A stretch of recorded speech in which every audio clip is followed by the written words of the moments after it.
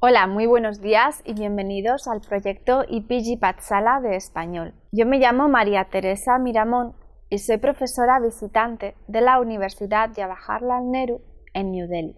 En esta universidad imparto asignaturas de lengua, literatura e historia de España, como por ejemplo historia de España del siglo XX o literatura española medieval y contemporánea, al igual que diversas asignaturas de lengua española. Hoy vamos a comenzar con el módulo 32 de este paper, que habla sobre Diego Mejía de Fernanguil y Fernando Fernández de Valenzuela. En este módulo nos vamos a acercar al contexto histórico del Virreinato del Perú, uno de los virreinatos más extensos de la historia medieval. Asimismo, nos centraremos en la vida y obra de dos autores. Por un lado, comentaremos la biografía de Diego Mejía de Fernanguil, quien, a pesar del desconocimiento por parte de la mayoría de los académicos, escribió poemas que fueron capaces de competir con los autores del siglo de oro español. Por otro lado, nos centraremos también en Fernando Fernández de Valenzuela, un precoz jesuita que escribió la primera pieza teatral del nuevo reino de Granada. Vamos a comenzar el primer apartado de este módulo hablando del contexto histórico de la época. En el año 1542 se establece el Virreinato de Perú, un vasto territorio que ocupaba casi toda América Latina, exceptuando parte de Venezuela y el este de Brasil. La captura de Atahualpa a manos de Francisco Pizarro en 1532 tiene consecuencias devastadoras para el Imperio Inca. Se denominaron guerras civiles entre los conquistadores del Perú, y una de las causas principales fue la repartición de las tierras y las riquezas del Imperio Inca. Con el fin de concluir los conflictos entre colonizadores, el 20 de noviembre de 1542, el rey Carlos I de España firmó en Barcelona por real cédula las llamadas Leyes Nuevas, un conjunto legislativo para las Indias. En este corpus jurídico se dispuso la creación del Virreinato del Perú, en reemplazo de las antiguas gobernaciones de Nueva Castilla y Nueva León, al tiempo que la sede de la Real Audiencia de Panamá fue trasladada a la ciudad de los Reyes o Lima, capital del nuevo virreinato. Dice: y te ordenamos y mandamos que en las provincias o reinos del Perú resida un virrey y una audiencia real de 4 oidores letrados, y el dicho virrey presida en la dicha audiencia, la cual residirá en la ciudad de los Reyes, por ser en parte más convenible, porque de aquí adelante no ha de haber audiencia en Panamá. Con este documento se acabaron las disputas entre los colonizadores y se nombró a Blasco Núñez Vela como primer virrey de Perú. No obstante, el primer virrey del Perú, Núñez de Vela, no pudo ejercer su mandato de manera eficiente a causa de los continuos enfrentamientos entre los partidarios de Francisco Pizarro por un lado y de Diego Almagro por el otro. Ambos colonizadores querían ejercer el dominio en todo el Perú, lo que provocó finalmente la muerte del primer virrey a manos de Gonzalo Pizarro, hermano de Francisco Pizarro. Ante este panorama de desorden administrativo y gubernamental, se nombró a Francisco Álvarez de Toledo, quien entre 1569 y 1581 logró establecer cierto orden. El virrey Álvarez de Toledo impulsó la distribución del trabajo indígena por medio de la mita. La mita era un sistema de trabajo obligatorio dentro del Imperio Inca que posteriormente adoptaron los españoles. Estas minas eran productoras de inmensas cantidades de mineral de plata, necesaria para afrontar los gastos de las guerras que el Imperio español libraba en Europa. Asimismo, también se extraía mercurio o azogue, necesario para la purificación argentífera, logrando así convertir al Virreinato de Perú en uno de los centros más importantes de producción de plata en el mundo. Por tanto, podemos afirmar que la base económica pasa de ser la agricultura a la extracción de metales preciosos. se creó la Universidad Nacional Mayor de San Marcos en 1551 y se estableció la primera imprenta alrededor de 1580. Después de la Ciudad de México, Lima se convirtió en el segundo centro de difusión de la cultura hispana, sobre todo con el fin de potenciar las labores de evangelización. Esta labor no habría sido posible sin la instauración del Tribunal de la Inquisición en Lima a finales del siglo XVI, donde Diego Mejía de Fernán-Gil fue ministro de dicho tribunal en la vista y corrección de libros. La sociedad del siglo XVI en el virreinato era de desigualdad completa. El disfrute de los privilegios por parte de españoles y criollos en lo referente a la vivienda, alimentación, trabajo o educación y el acceso restringido a estos servicios por parte de los indios, negros y mestizos. Asimismo, en el ámbito cultural, el siglo XVI supone la vuelta a la influencia del arte clásico. En cuanto al estilo, podemos destacar la influencia de la literatura española, puesto que se usaban métricas y estilos proporcionados por Europa por Cervantes, Quevedo, Góngora o Lope de Vega. Los principales representantes de esta corriente fueron Amarilis, una poetisa peruana de identidad desconocida, con su obra Epístola a Abelardo, de 1621, Clarinda, un seudónimo que pertenece a una supuesta monja, con su obra Discurso en Lor de la Poesía, de 1608, o Diego de Ojeda, autor de La Cristiada, de 1597.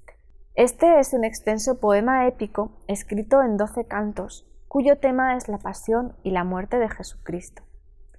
Fernando Fernández, con la Laurea Crítica, aporta la primera obra teatral colombiana, y finalmente Diego Mejía de Fernán-Gil, que escribió El Paraíso Artántico en 1608, donde aparece su creación propia con la traducción en verso de Las Heroídas de Ovidio, cuyo nombre es Diego Mejía de Fernán-Gil, biografía y obra.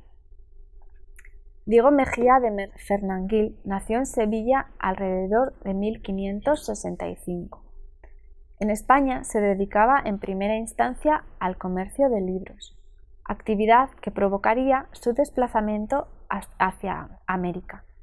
Durante el viaje que le llevaría de Perú hasta México, sufrió algunos contratiempos debido a una tormenta.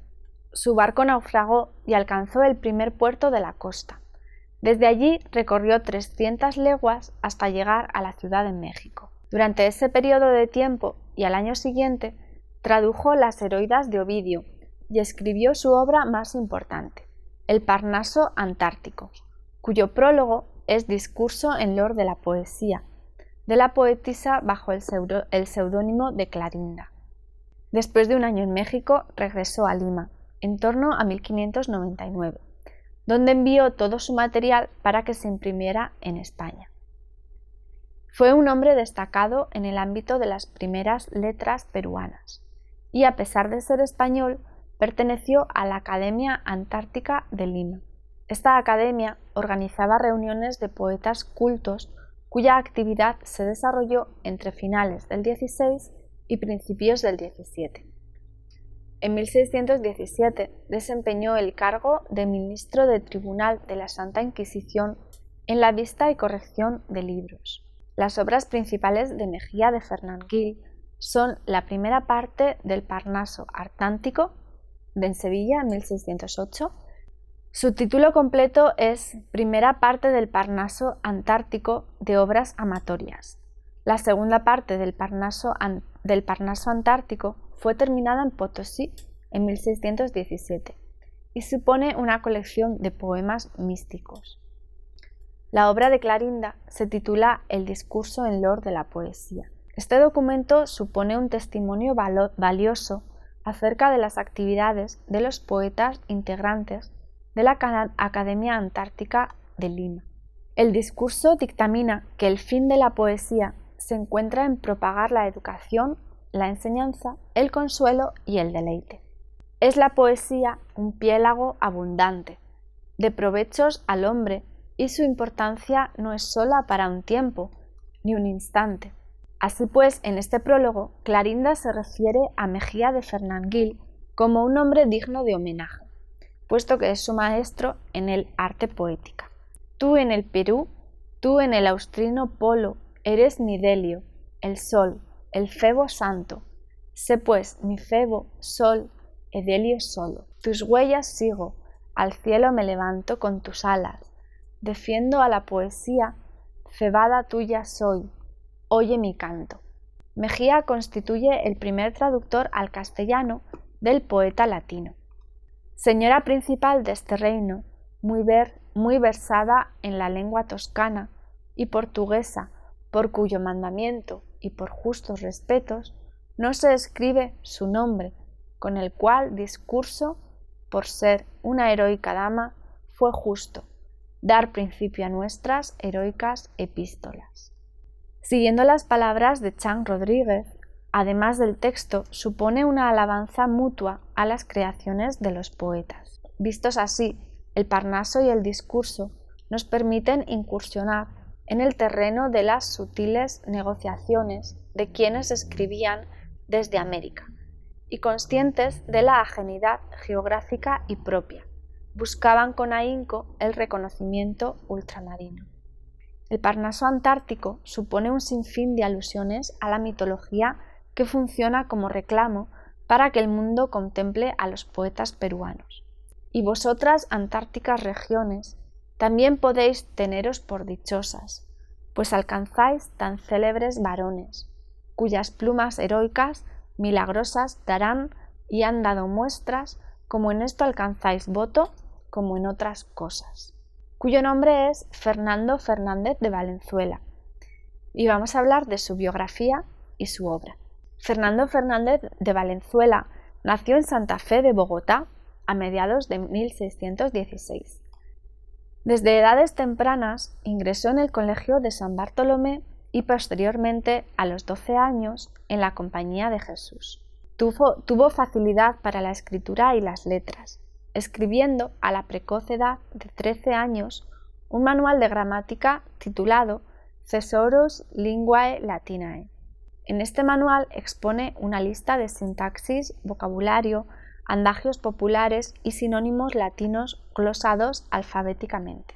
Por otra parte, a finales de ese mismo año, 1629, Fernández de Valenzuela compuso la primera pieza dramática del nuevo reino de Granada, titulada La Aurea Crítica, que sería una obra de suma importancia para la historia de la literatura colombiana. Su precocidad también puede ser comparable a la de Sor Juana, pues a la edad de 14 años ya manejaba un gran número de temas y técnicas para la escritura. En 1638 se convirtió en doctor de teología, maestro de artes, notario de la Santa Inquisición y juez asistente en los exámenes de beneficios curados, o exámenes que evaluaban la potestad y jurisdicción de los señores obispos de la época. En 1640 se afilió a la Orden de los Cartujos e ingresó al monasterio de Santa María del Paular de Segovia, con el nombre de Fray Bruno. Allí fue prior de varios conventos y cronista de su orden. Fernando Fernández de Valenzuela murió el 10 de octubre de 1677 en Jerez de la Frontera, lugar a donde justamente se había trasladado por motivos de salud.